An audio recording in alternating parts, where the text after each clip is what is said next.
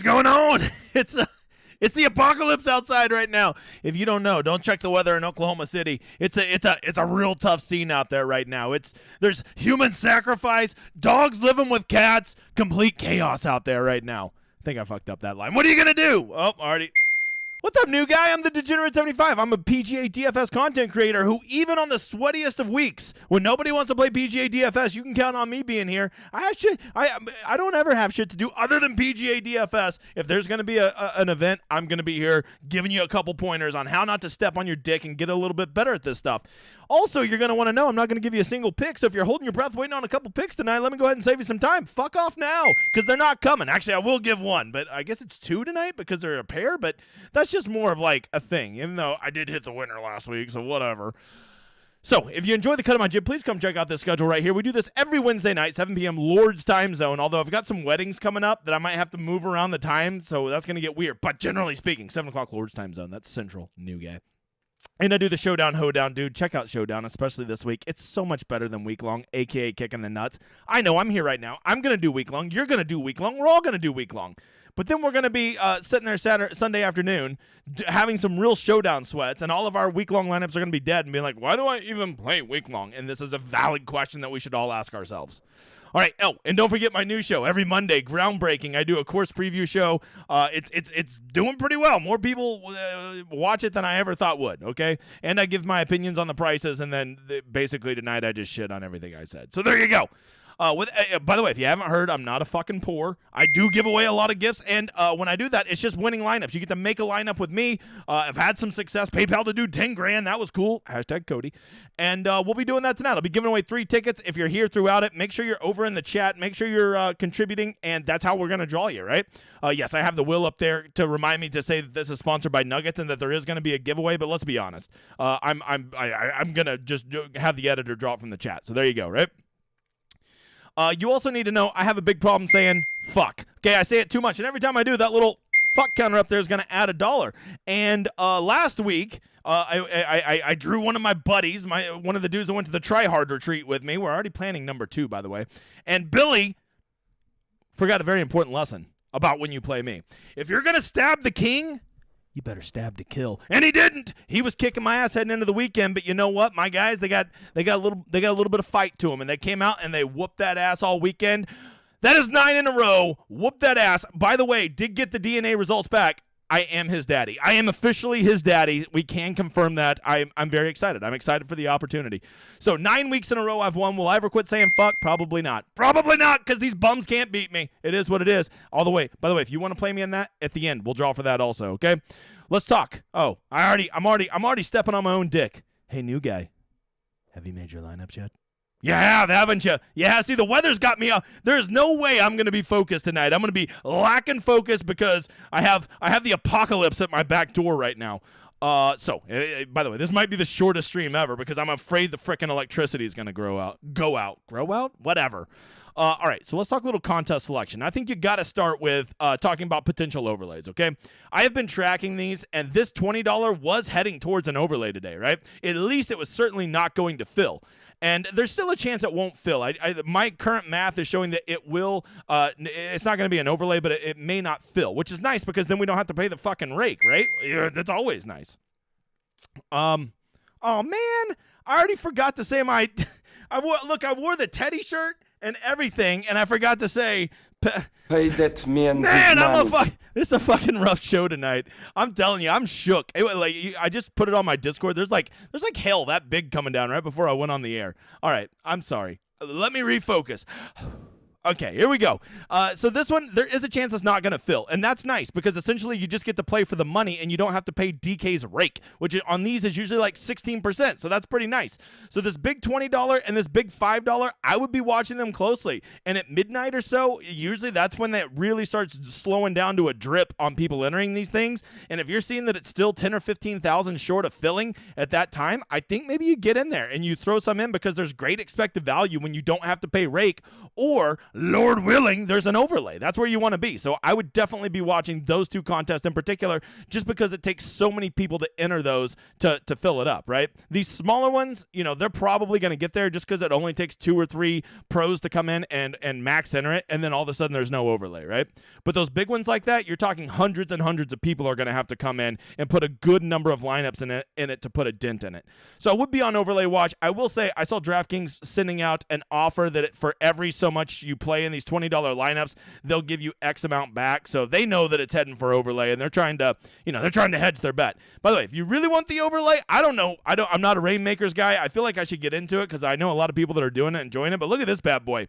It's only 20% of the way full. I shit you not. And we're like less than 12 hours from tee time. So if you want to chase these Rainmaker packs, I think you're going to get quite the overlay on this bad boy right here. I will not be doing it. I'm too late to the party. I'm not going to show up and be like, hey guys, I brought wine coolers. So there, those are a couple that I'd really be watching for overlays. As far as any other overlays, they're just not going to get there. I mean, this 200, I would say there's a chance it might not fill, but no chance at overlays. Here's the rule. If it needs to still be less than 60% full if you want any chance at an overlay. And it probably needs to have a large number of entrants in it, right?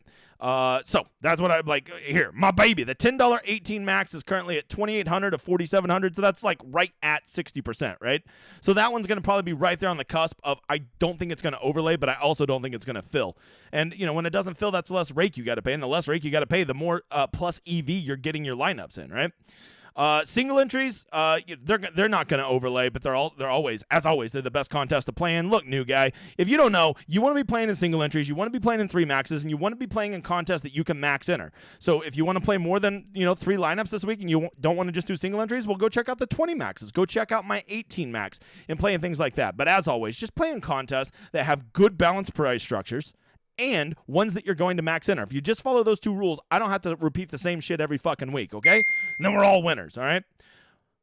But the best contest to play in is, of course, mine right here. No strings attached. All you got to do is go hop in and just toss your favorite lineup, but it's in the connection to this. No email, no nothing. You got to send me $2. None of that shit. Okay, you just get in there. Winner gets a free week on my Discord and gets to make a lineup with me. And second place just gets a free week on my website. And here's our winners from last week. Zapinski 6. Let's make a lineup. Reach out to me on Twitter. However you want to reach out to me, get a hold of me. We will make a lineup tonight, or we can save it for a better tournament because this one's a little wonky. And MLFim10, you also want a week on the Discord. Just reach out to the editor. He'll get you hooked up. He'll get you the sweetest package we have, okay? So go hop in that tournament. Go do it. Go do it. We only had like 115 people in there last week. Okay, new guy. Time at redemption. Time for some redemption. What's the first thing we always check? I'll give you a clue. The fucking apocalypse outside. There's your clue. That's right. We checked the weather. Good job. Yeah, I need to check the weather. Is my house about to get like Wizard of Oz right now? That's what it feels like out there. Got some tornadoes down here. It's Tornado Alley, Oklahoma, man. It's actually what happened to my beard. Tornado accident. Very, very tragic. Very tragic. Okay, let's talk weather. First of all, let's look at tomorrow, okay? For tomorrow, it looks like it's going to be a nice day. There's no real weather that we need to talk about tomorrow other than it's going to be nice and breezy all day. 12 mile-an-hour winds sustained mainly all day and gusting, really no more than 20, right? It does look like there could be a little window in the morning where it'll be nicer, but here's what I would say. Tomorrow, you don't have to worry about rain delays. You don't have to worry about anything. Here's what I can tell you. Tomorrow morning, the course will be softer, so I would just inherently expect the morning guys to score a little bit better than the afternoon guys tomorrow. Just because the course, when it gets to be 80 degrees for 6 straight hours in the afternoon, it will get a little baked out. I don't care if it's in the fucking swamp, okay? So, with that, I think that you expect AM guys to maybe have the slightest of edges on Thursday. But where we'll really make our money this week is looking over here at Friday. And Friday, there is some mixed opinions about what's going to happen. So it seems pretty clear there's going to be storms on Friday, right? Big rainstorms. I mean, look at this. I hope you can see this down here. We're talking 3/4 of an inch 1 hour, followed up by a 1/2 inch the next hour. That is certainly going to delay play, right? Even if there's no electricity. They just call that a good old flood down in Louisiana. So there's going to be delays if these storms come to fruition and come with the water that we're expecting, which puts us in a tricky situation, right? Because it looks like Friday morning looks pretty nice. I mean, winds not getting above 10 miles an hour, they're going to get out there, right? So you think, okay, well, if it's going to be relatively even Thursday, I'll just take the guaranteed nice weather Thursday, and that makes sense. It really does. I think that's the safest way to play it, because I think up until about noon on Friday, we have a really good idea of what this weather's going to do. Okay, I don't think, but where it gets weird is the storm going to roll in at 10 a.m.? Is it going to roll in at 2 p.m.? Is the storm even going to come at all on Friday? Now, this is where it gets tricky, and I think this is where we got to talk about if we want to play a weather edge this week. If this storm comes, okay, and let's say there's a 3-hour delay Friday afternoon, and of course, they're going to finish, round 2 on Saturday, like fucking they do every week, it seems like. And so with that, I think you got to ask yourself, after that huge rain, they go out there. It looks like the winds are going to die down a little bit out there. If they get to go back out there for a couple hours and finish, they're probably going to be in really nice conditions, probably very comparable to what we saw Friday morning. Furthermore, it's going to continue to likely sprinkle overnight throughout Saturday, and they're going to get to go out there Saturday morning. And even though there appears to be some solid gusts, this is also over 48 hours out, and so you don't really know. What we do know is morning scoring tends to be easier, especially down on the bayou, okay? So with that, I think that there is a weird path for the AM/PM guys to have the better wave. But if you made me bet, if you made me pick, I'd pick the PM/AM. If you feel like I'm just sitting on the fence, well, yeah, I fucking am, okay?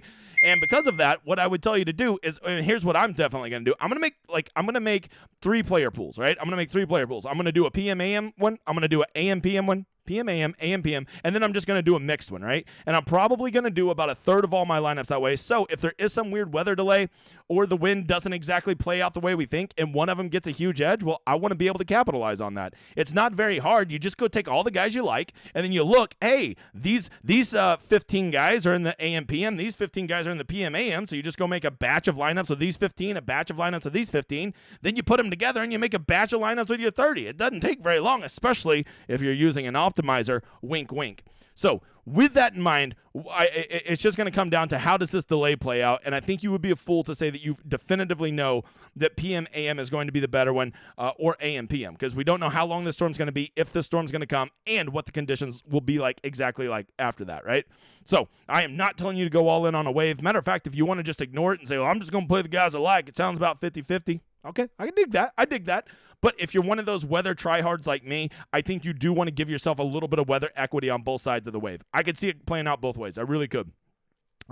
Especially with them not agreeing when this storm's going to roll in Friday, right? See, one has it rolling in more at 10 a.m., the other one has it rolling in more at noon. Right? That's a pretty big difference. Because if it comes in at noon, a lot of the morning guys will have already got all their rounds done, and that'll make a big difference, right? Whereas if it rolls in at, say, 10 a.m., well, then all of a sudden, or 9 a.m., now all of a sudden those guys are going to get to go play their round in the really nice conditions. So, it's going to depend on when that storm rolls in.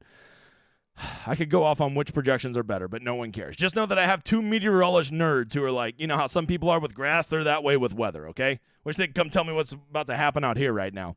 So that's weather. Hope that helps. If not, sorry. I'm not going to fucking tell you to do something that I'm not 100% sure. All right, let's talk a little format this week. If you don't know, this is a weird format, okay? New guy. They are playing in 4s, right? They're in 2s. They'll be in 2 groups of 2, so there'll be 4 out in the groups. All right, you're a partner. See, that's Billy Ho and that's Sam Burns, right? That is a team. If you put Billy Horschel in your lineup, you can't put Sam Burns in your lineup. I mean, you can, but I'm pretty sure your lineup would be forfeited. I don't even think DraftKings allows it. Once you put one guy in there, that's it. You've got that guy for the team. You can't do it, right? So essentially, you're going to have 6 teams in your lineups. You can't be like, man, Billy Ho and Burns are going to win. I'll play them both. It doesn't work that way, okay? You play one of them, and now you have that team in there. Billy Horschel and Sam Burns will score the exact same number of points this week. The exact same number. That could be 150. That could be 34 if they miss the cut, okay? So because of that, you pick the teams you like, and then you just toss one of those 2 in there, and you're good to go, okay? That's it. Now, Thursday and Saturday, they're going to be what's called 4-ball. Everybody plays their own ball, and they're gonna whoever scores the best on that hole, whoever gets the best ball of those 2 is going to be the score for the group. So let's say on hole number 1, Billy Ho makes a birdie and Sam Burns makes a bogey. It don't matter. They're getting a birdie as a pair. okay? And then on hole number 2, he makes a birdie and he makes a par. Well, they're getting a birdie. So now they've just started birdie, even though they had a par and a bogey in there. You just take the best one. That is the format for Thursday and Saturday. So you're going to see nuclear scores all over the place Thursday. You're going to wake up and check your scores and be like, oh my God, all my guys are 7 under. I'm doing so good. And then you'll look and you'll be like in dead last on DraftKings, okay? So don't get too excited when all your guys are 7 under. Everybody's going to boat race tomorrow, okay? Because, like even on the worst holes, it's very rare that you ever get a bogey on 4-ball, right? Because only one of them has to make a par, and all of a sudden, you don't get that bogey, right? Even if Billy Ho makes a triple bogey, as long as he makes a par, it's a par for them, okay? Now, it gets a little bit more complicated on Friday and Sunday, and this is where really it'll determine who wins the tournament way more than Thursday, Saturday will, okay? And why it is because it's alternate shot. Billy Ho will hit a shot, then Sam Burns will hit a shot. Billy Ho will then hit the next one, then Sam Burns. And then the next hole, they'll flip. Sam Burns will hit first, and then Billy Ho, and then Sammy, and then Billy Ho. Now, the one nice thing about this is you can be very strategic about who tees off on what holes, right? If you find that one guy is more comfortable with the odd number holes, well, you just make him the guy that leads off on all those holes. And 3 of the difficult par 4s do all fall on odd numbers. So if you have a guy that's really good at those 200-yard par 3s, then you simply go play him on those holes, right? He'll be on the odd ones. If you have a guy who can bomb and a guy who's really good at 200-yard approaches, well, then you try to land it where you have the bomber teeing off on all the par 5s and the guy who's good at 200 yards plus really going after those par 5 greens, right? And that's going to give you chances at eagles and tap-in birdies, which last time I heard is good for scoring, right? So that's it. That's the 2 different. That's it. There's still pars are still going to count the same. Birdies are still going to count the same. Eagles, streaks, everything's still the same. First place is still 30 bonus points. Second place is still 20. Everything's the exact same. The only difference is like they are just sharing a score. They're scoring together, okay? And you can only play one of them. So if you're not playing this week, Grandpa, because this seems too complicated for you and you just can't figure it out, fucking stop, okay? It's not that tough. Get in there and play. It's just normal DraftKings. Just don't play 2 guys that are paired up together, okay? That's it. That's it. That's it. Now, with this, I do think, because it's a unique format, we do have a couple rules I want to go over here, okay? Here are my rules that I think that you should consider. If you don't want to follow them, I get it. These are just some for you to consider. These aren't like, I should have told the editor to list this as pro tips, right? Because these are more tips than they are rules, I would say, right? Number 1, more variance this week. If you don't know this tournament, you're going to look at the top 10 come Sunday and be like, what the hell is this tournament? Like, there's going to be some gross-ass teams that are going to be up there, right? And, my computer just went crazy on me. I hope I'm still here. I'm just going to keep talking. And so, because there's going to be people just absolutely going crazy, what is editor? Are you I think the editor's fucking with my screen. So because of that, I think you want to be more aware of openly fading chalk this week, right? Like there is some chalk you're going to want to play this week. There's just some really good teams that you're probably going to want to eat that chalk. However, what I think you want to do is like some of the gross chalk this week, just embrace the variance. Be willing to make pivots, right?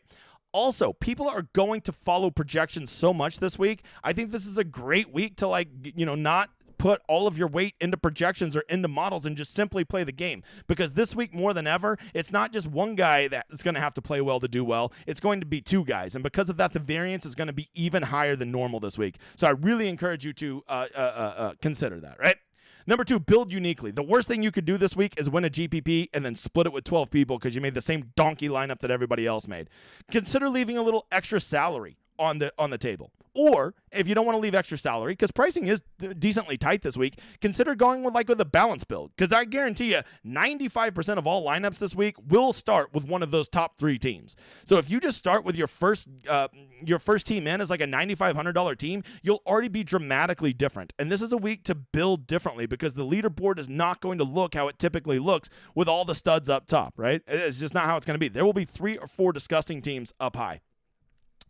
Number 3, play nuclear players. This is a term that's real big over on my Discord. If you don't know, you are going to want guys that can go ape shit hot. All right, and who are those guys? Well, we have a whole list of them that we talk about, like guys like Callum Tarrant and Eric Von Rooyen. Our favorite is Garrick Higo. These guys that just have these really nuclear hot rounds. They just seem to really spike. Because, yes, they're the kind of guys that can blow up and also shoot an 80, but at this tournament, it's going to be about sun running on Thursday and Saturday, and you need to get every birdie you can get. And those nuclear guys offer that, especially if they have a nice, consistent partner. Another good one, Charlie Hoffman. That is a guy that can run nuclear hot, right?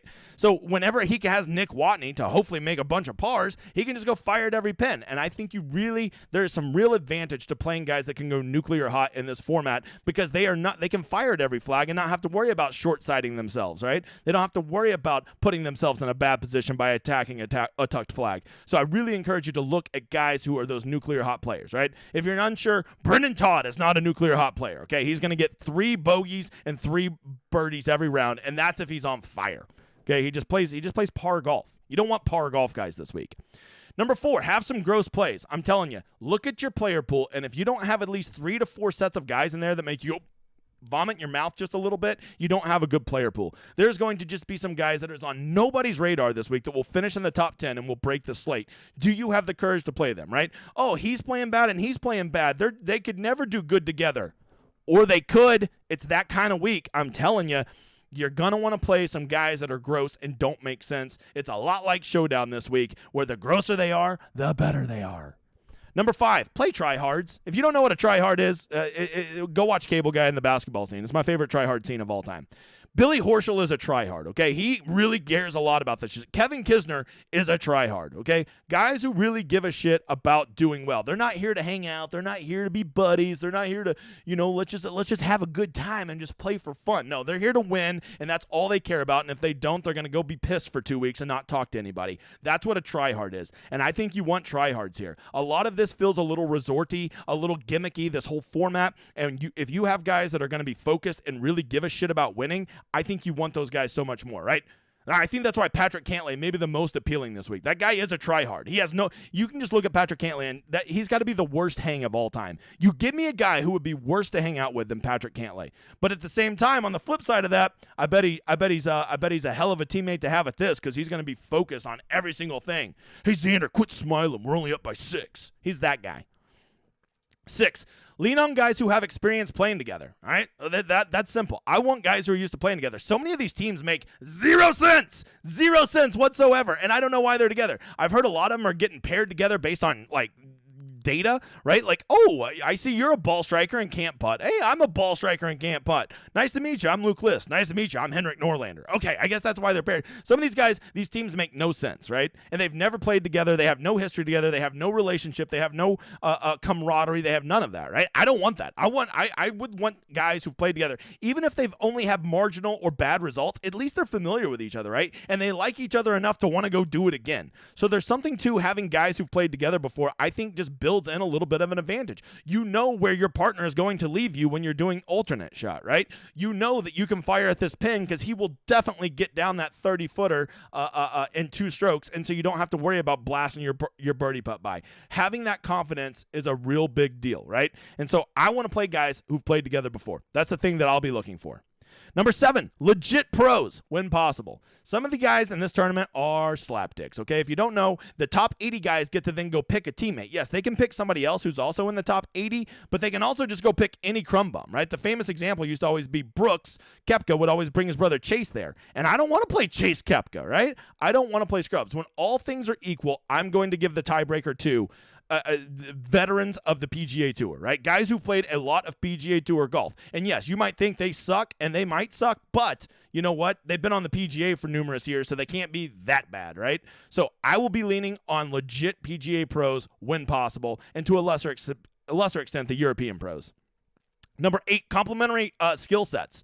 Okay, as I just told you, Norlander and Luke List, they are going to play very similar games. They play a similar game off of the top of off the tee. They play a similar game ball striking, and they both suck at putting, right? But there's also complementary in the way that you want to get some guys that maybe one's a bomber and one's a great approach player, right? That's the most appealing part of Homa and Morikawa to me. Is Homa is great off the tee, Morikawa is a great second shot player, right? But then there's also skill sets like Joel Dahman is a great ball striker, great tee to green, and Denny McCarthy is a really good putter, right? So, like, I want to have guys that make sense together. I don't want to have guys that completely have different games than each other that don't complement each other, because what's going to happen is when they get to alternate shot, they're going to be hitting shots they'd never hit before, right? I'm a little bit worried about Keith Mitchell and Sung Jae Im, because Keith Mitchell hits the ball pretty damn far, okay? And I think Sung Jae is going to be hitting his seconds from a distance that he's not used to hitting them. And maybe it's not going to be his butter range. I don't know. But that is something to consider. Those two skill sets don't seem to align perfectly to me, but maybe they can just overcome it because they're probably, two of the 10 most talented players in this field. And lastly, I'd be lying to you if I said internationals, I love them this week. I think the internationals, it goes right back up there to number 5. They're going to be tryhards. They're going to be out there giving it all they have. They give way more shit about this. A lot of them, they can make way more money at this event than they can in the normal tournaments they play in. They can get status on the PGA. There's a lot of motivation for these internationals to show up, perform, and to get results here. Not only for the money, but for the PGA status that you can get if you manage to get a win. So I will be playing way more internationals. And please don't be that dumbass that thinks international simply means Europeans. Okay? There's also, Canadians. Did you know that's not in the United States? That's true. That is an international team. Did you know there's this place called South Africa? Did you know there's this place called Japan? Yeah. Korea? There's all kinds of different countries out there. And I will be leaning hard on those international players, specifically the ones that are not already members of the PGA Tour. That is what I'll be doing. Those are some rules to consider. Use as many or as few as you want. I just wanted to walk you through it. Anytime it's a different format, you'd be amazed how many times people don't even consider changing up their strategy even a little bit. And that's, Thank God for them. They're paying the rake. Even though this week there may not be a rake. Okay, moving on. Hey, I got to make a lot of lineups tonight, not only with all my winners, which, by the way, editor, right now in the chat, give me a winner. Give me our first winner from the chat to make a lineup with me tonight, or we can save it for a better contest, whatever you want to do. But I'm going to making all these lineups tonight, and how do I make them all? I got to make a couple hundred myself. Tyler Zur, I swear he's already won. Tyler, me and you, we're doing it. I'm right here. I got all my projections, all my ownership loaded up to the solver, the best optimizer out there. If you want to get signed up, you simply go use my landing page, using that little showdown, hoedown symbol, and then you can go make optimized lineups using my projections and my ownership to help you make the best version of your player pool. I'm not going to give you picks. You still make your own player pool, but this will help you make the best version of it. It will give you those icky-ass lineups you'll never come up with on your own that will help you win a GPP. And the best part about it is it's not $100 billion a month. It is $25 a month. The best optimizer out there. I swear by it. I couldn't imagine getting through my Wednesdays without this bad boy, or my Thursdays, Friday, or Saturdays for that point, because, I play Showdown too, motherfather. All right, let's get to the my favorite sweaty thing called ownership. If you don't know, the big guy, we all have our kinks. Mine is definitely ownership. For all of you that are the fucking seals out there, the chalk always gets there. No, it doesn't. No, it doesn't. Look, here is your chalk donkeys from last week. Patrick Cantlay was number 1. Yes, he was the highest scoring guy in the tournament. So, yes, that chalk got there, okay? The key to chalk is not fading all chalk. It's fading the correct chalk. What about Matt Kuchar? Man, Matt Kuchar finished T19th. He killed it. He was 29th in scoring. He didn't do dick. Look, if you, instead of playing Matt Kuchar, you could have went and played Tigala or Fleetwood. Those were our pivots we selected before the tournament started, and they both scored way more points than him. So if you're patting yourself on the back about playing donkey dick 22.5% on Matt Kuchar last week, take a fucking lap. Take a lap. And then lastly, I got to play JT Poston at 14%. You ain't got to do nothing. You could have been playing guys like Adam Scott or Taylor Moore, who boat raced him. They both tripled up his points. You want to know how the chalk's doing on the season now? Couple interesting things. First of all, the new number is basically 51 to 49. Basically 51 to 49. And you still are playing all the chalk. My God. Anyways, I do think there is something worth noting here, and this is becoming a real trend. Look at this.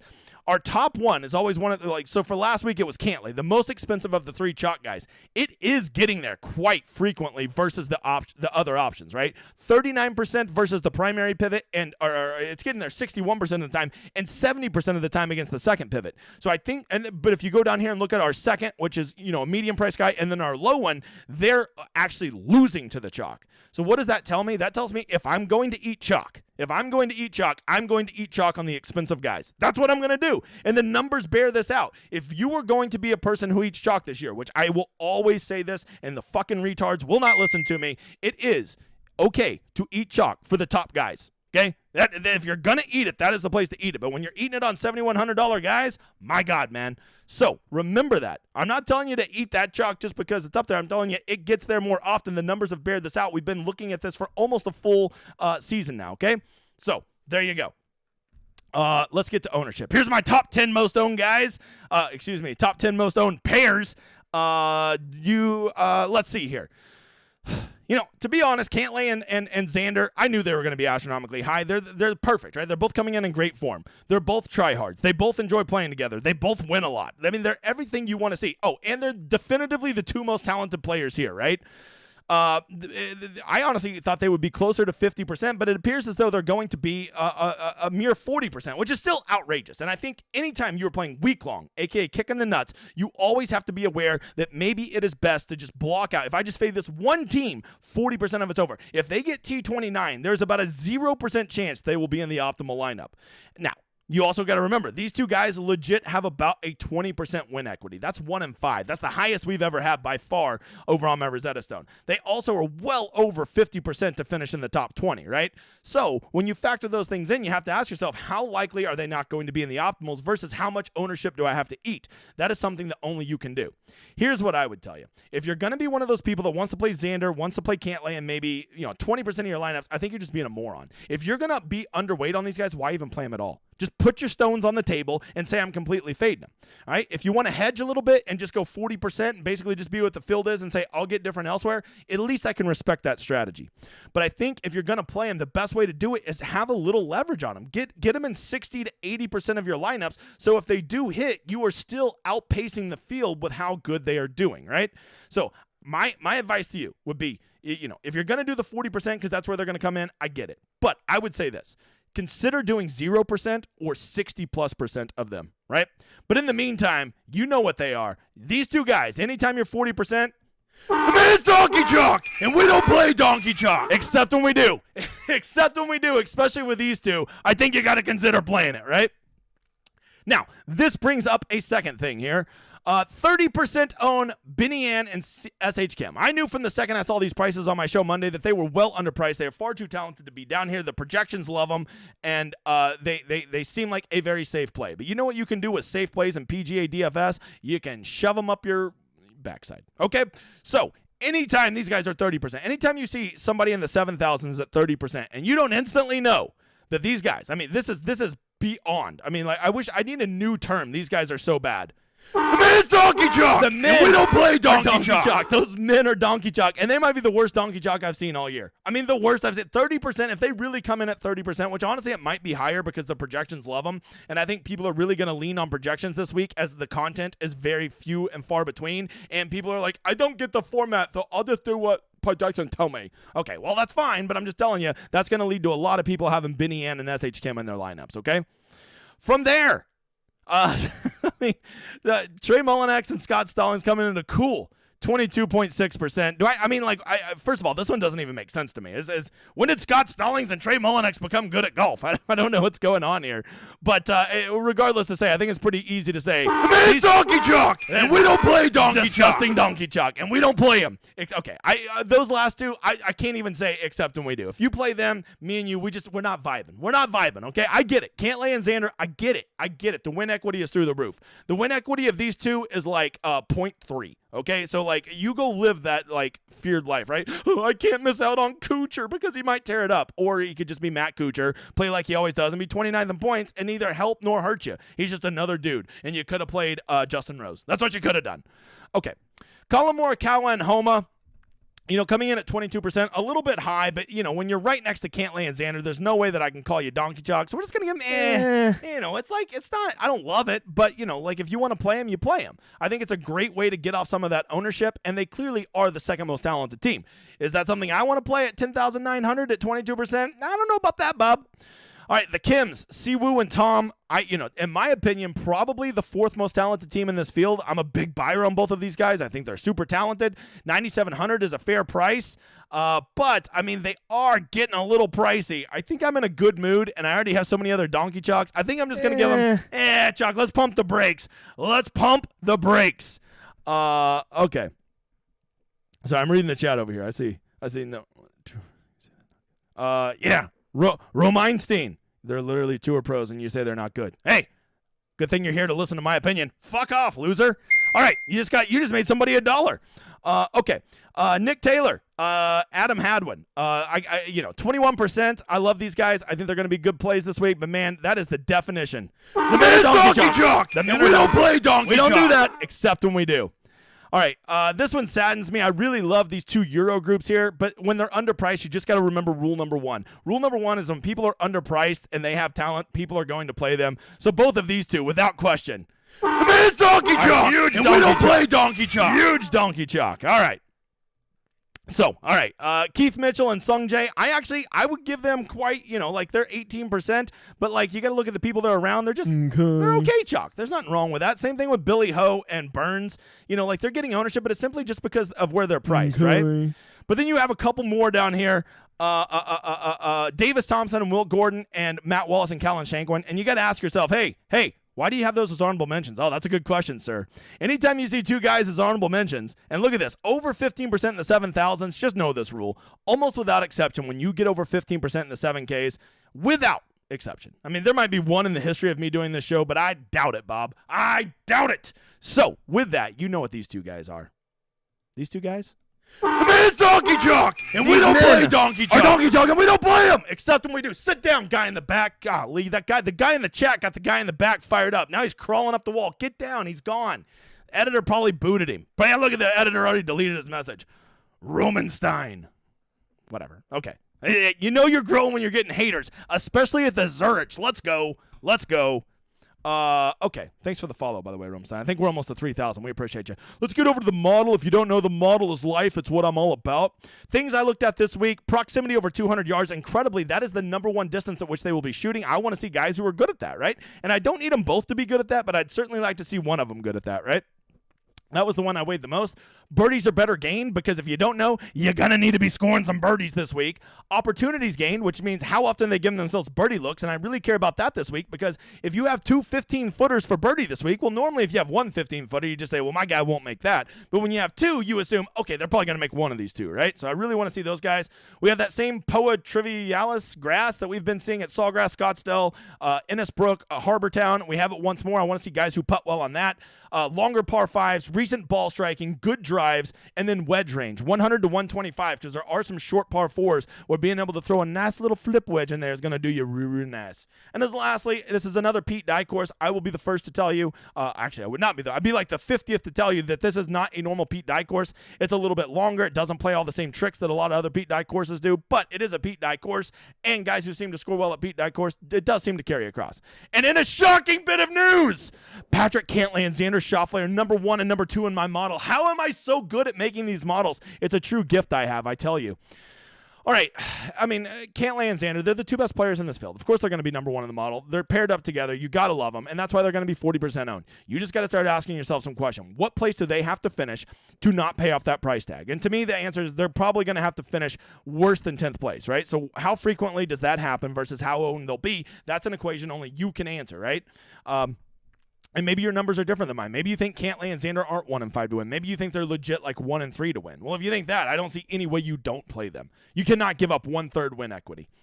Homa and Morikawa, once again, just kind of a weird team. Like, why are these 2 playing together? Like, I just, this is, I'm getting real big on strokes gained psychology, and those 2 playing together don't make sense. I have heard that Keith Mitchell and Sung Jae are playing together just because Keith Mitchell's always had the hots for Sung Jae, and Sung Jae's finally like, fine, dude, I'll go on a date with you. So, that's a weird thing, but maybe Keith will be like a real tryhard and be wanting to press Sung Jae on their first date. I don't know.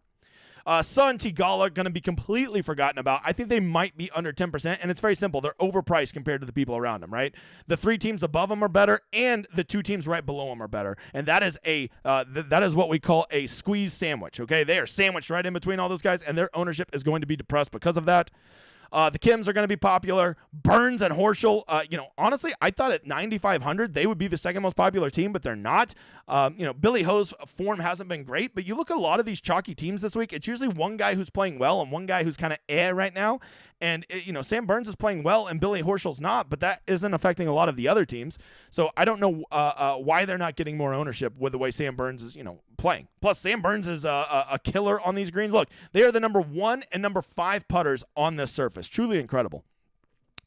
Wyndham Clark and Bo Hostler, I think they're overpriced, but man, they make a lot of sense. By the way, Wyndham Clark, number 3 in the model. You didn't see that one coming, did you? You didn't see that one coming. No one's playing Buckley and Spawn. Kitayama and Taylor Montgomery, right? This is one of those teams that just doesn't make sense to me. I think their games are completely uncorrelated. They don't make sense, and I would play them if no one else was going to play them. But I'm seeing that they're getting some chalk, so forget those guys. I'll go play old Aaron Pumpernickel with his 2 gloves with David Lipsky, who I don't think a soul's going to touch.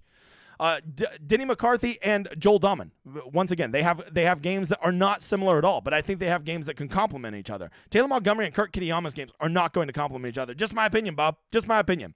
Old Ropat. I wore the Ropat for Harris English and old Tom Hoagie. You know, they're going to be completely forgotten about. This whole range right here offers a lot of upside, but the problem is everybody's going to be playing Hadwin and Taylor because they're underpriced. They should be 9,500 in this field. They're 8,500. Patton Kazire and Todd, no one's going to play them, but let me remind you, they are number 6 and number 2 in putting on those surfaces. Matthew Fitzpatrick is probably the 3rd best player in this field, but he is with his little brother. Is that a good or a bad thing? Well, I'll tell you what, there could be hangover from Matthew Fitzpatrick, but he is highly motivated to help his brother do well, so I do think they will have a little try-hard vibe to them, plus they're internationals. I think they're worth a flyer, especially if you think they're going to be under 15%.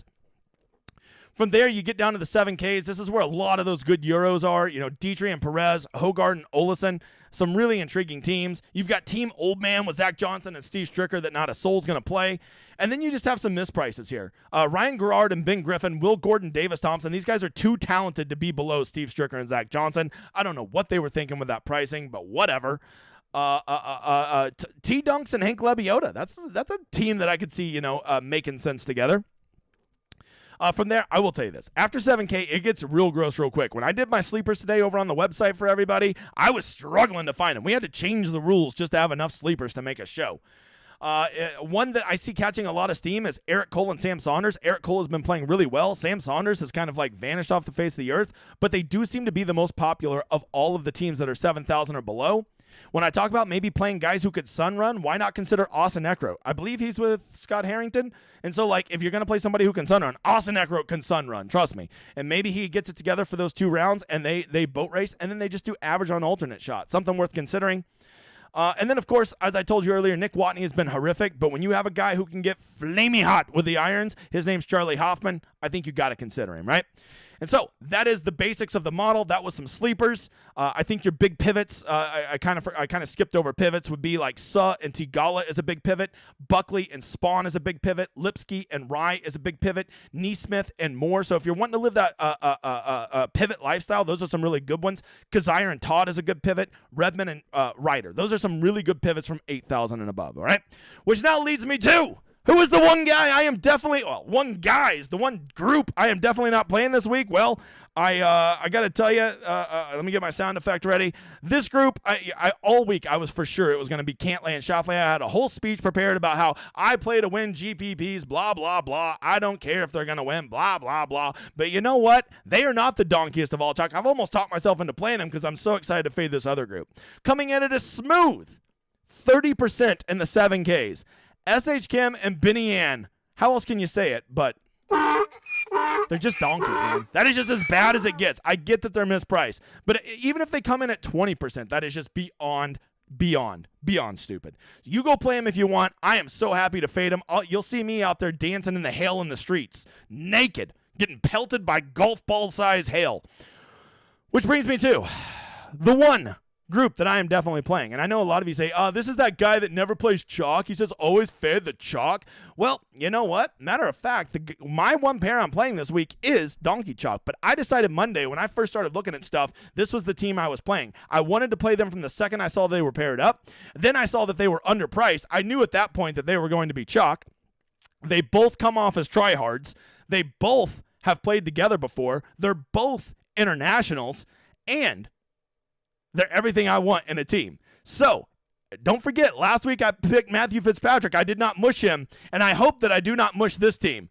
The one team we are definitely playing this week, and I hope I don't mush him, and if I do, I got to tell you, I'm sorry. So, the one team we're playing this week, we're playing Adam Abwood and Nick Taylor. We're going to play them. I don't know if they're going to win, but I love them. We are playing the Canadians. Give me Hadwin. Give me Taylor. I don't care how chalky they are. I'll play them in 100% of my lineups because I don't give a shit. I'm playing my Canadians. All right?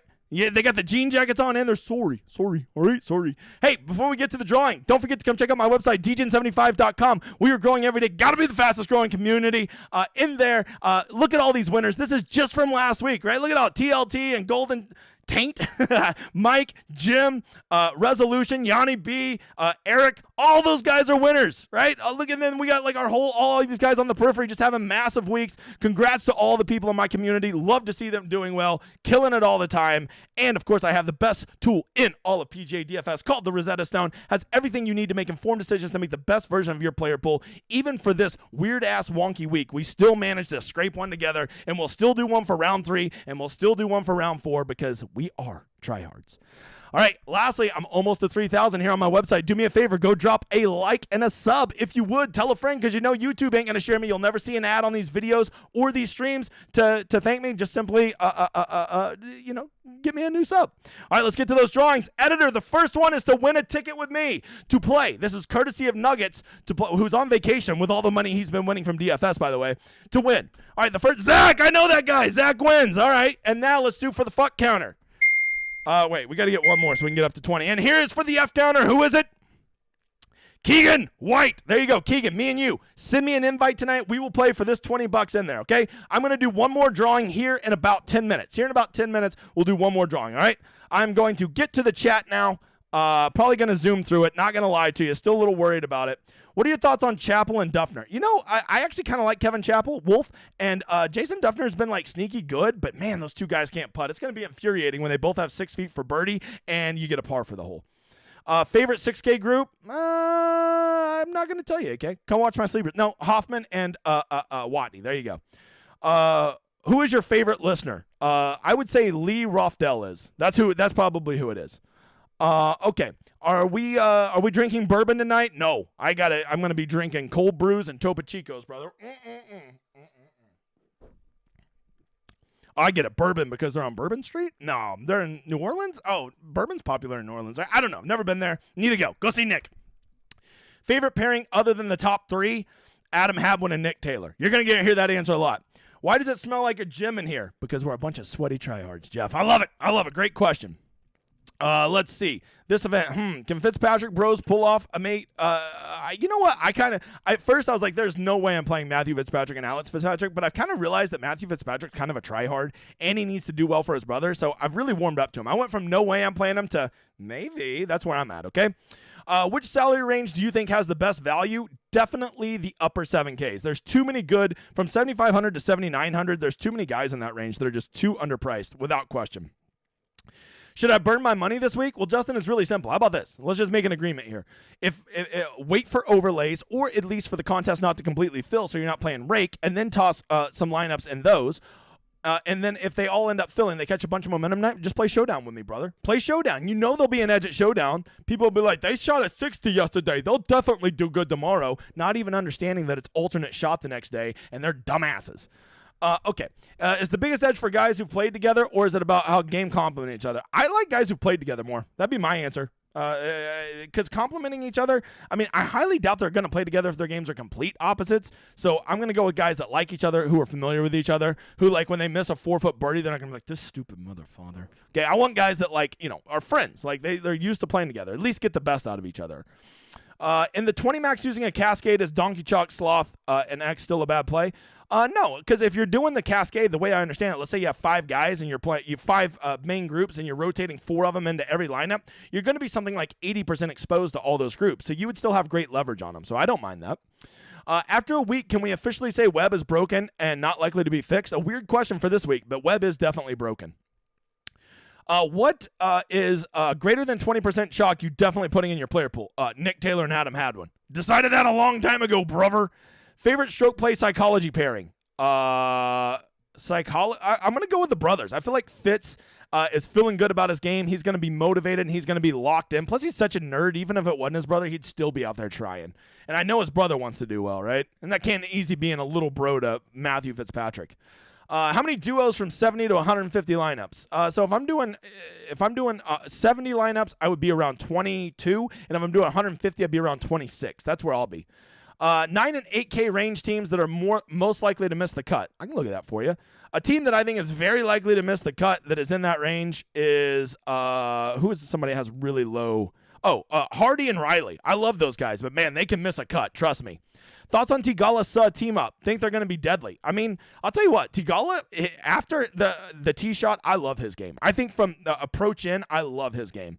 And Justin Suh is a killer off of the tee. If they can somehow find a way to get that to marry up to the every other hole, that might be something, right? Like, get Tigala on all those par threes and give Suh all the long par fours to tee off on, right? I think that's a real thing.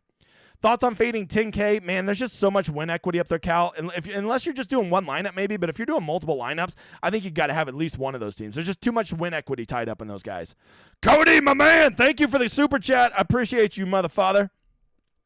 Playing 100% Xander Cantlay. How much better are so much better than every other pairing out there? Crazy? No, not at all. I honestly, when I considered playing them, I thought I'll just play 100%, but I also kind of like some other guys. And when you play 100% of them, it really limits if you can get to Homa or Morikawa or M or Mitchell because they're so price prohibitive at $11,100. If you put them with another 5-figure group, you're really going to be hurting.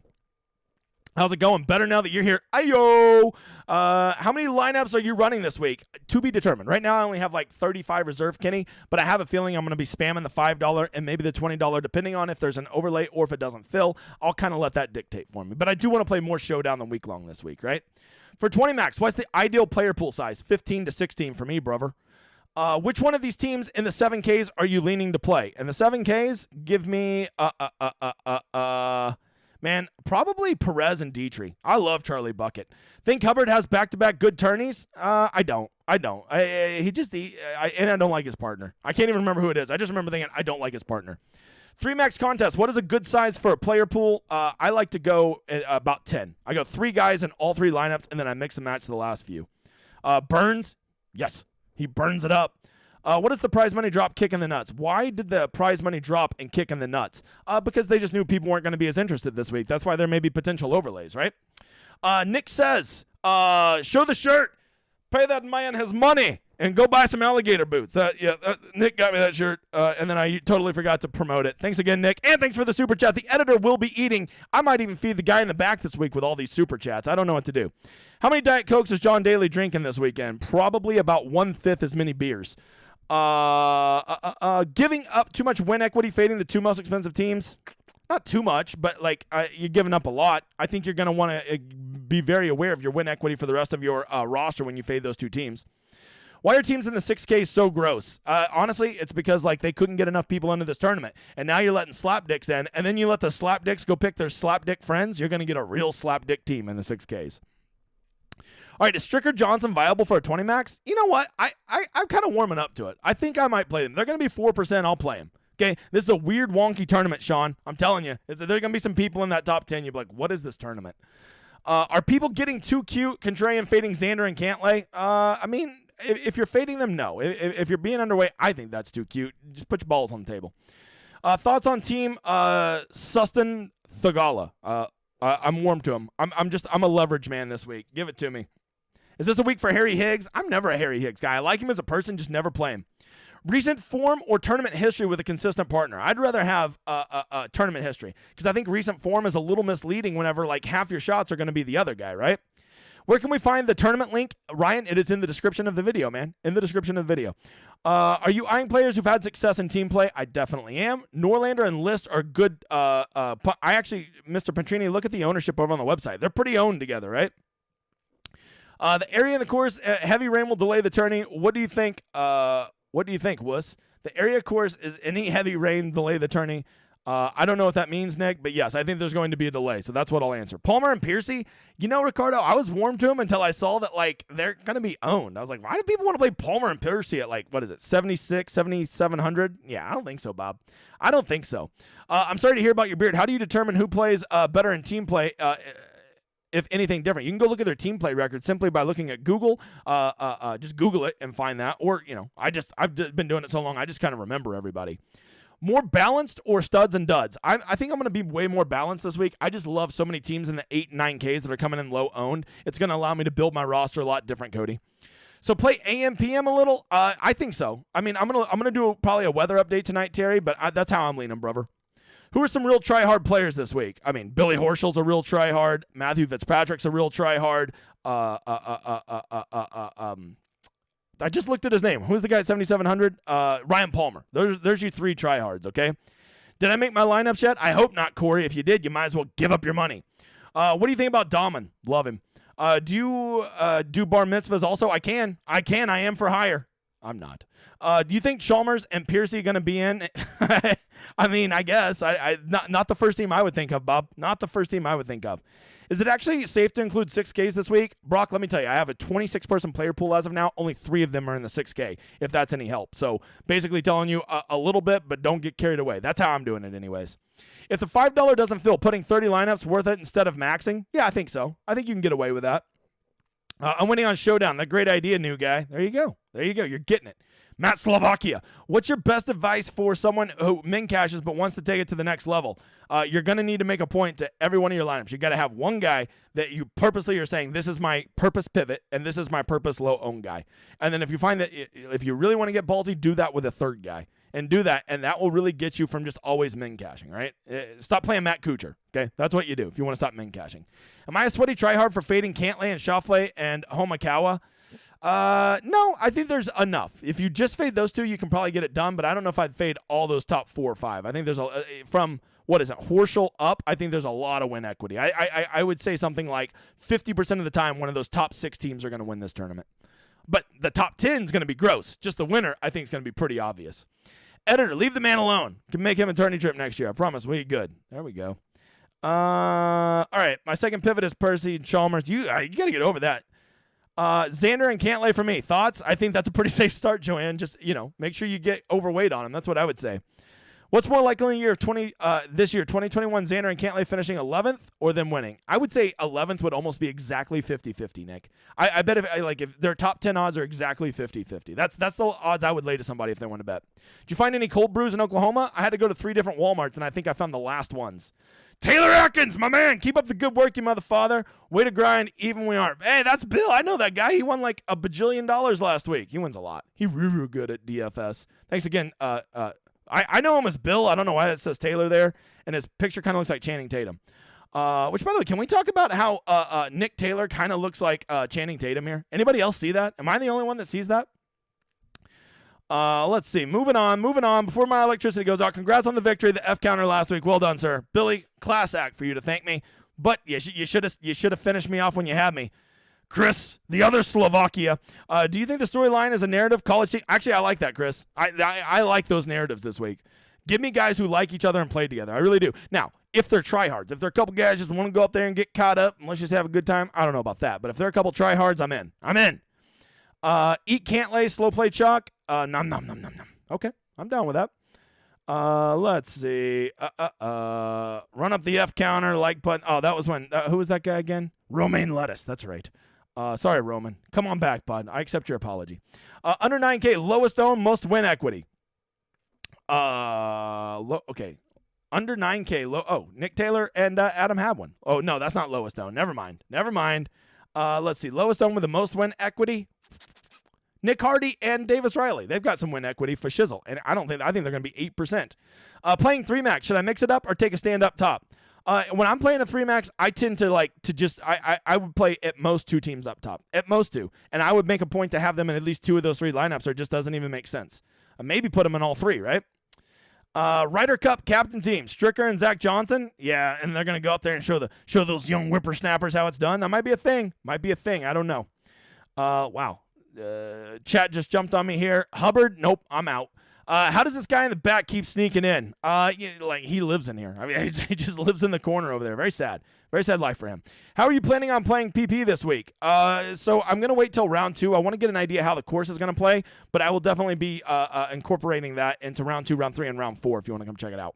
Is Herman Armour viable in gross 6? Yeah, they're very gross, and they play very similar, and they make no sense. So absolutely they're playable. Finally arrived. Eckroat's still the GOAT. I mean, he can sun run. I'll give him that. But, the good news is when he has that off day, maybe he has a partner that can actually bail him out. Do you like the Woo Bros? I do. I actually really like Brandon Woo. I feel like Brandon Woo and him and it's Bramlett, right? I feel like they're a pretty overlooked team with a lot of upside. And I think their games complement each other, strangely enough. Maybe I just want to believe that, right? Overlay, we'll be checking it. Rocks B888. Really disappointing with Woos aren't playing together. I know. It would have been a win-win for everybody. A woo-woo for everybody. Stevens and McGreevy, man, I know some people want to play Stevens. He's playing great, but I think McGreevy is a special kind of suck. Last question. Here we go. Liston and Norlander play together a lot in Georgia. See, that's the kind of knowledge I need. Thank you, Mr. Lunchable Connoisseur. It has been real, guys. I hope that you guys reach out to me for those lineups. I hope to see you again Friday for the Showdown Hoedown. I've got to go make some videos for my website, and, I got to go make my own lineups. It's been real. Sorry for the weather. Sorry for the apocalypse. Thanks for being here. Enjoy this outro. We'll see you soon, you motherfathers.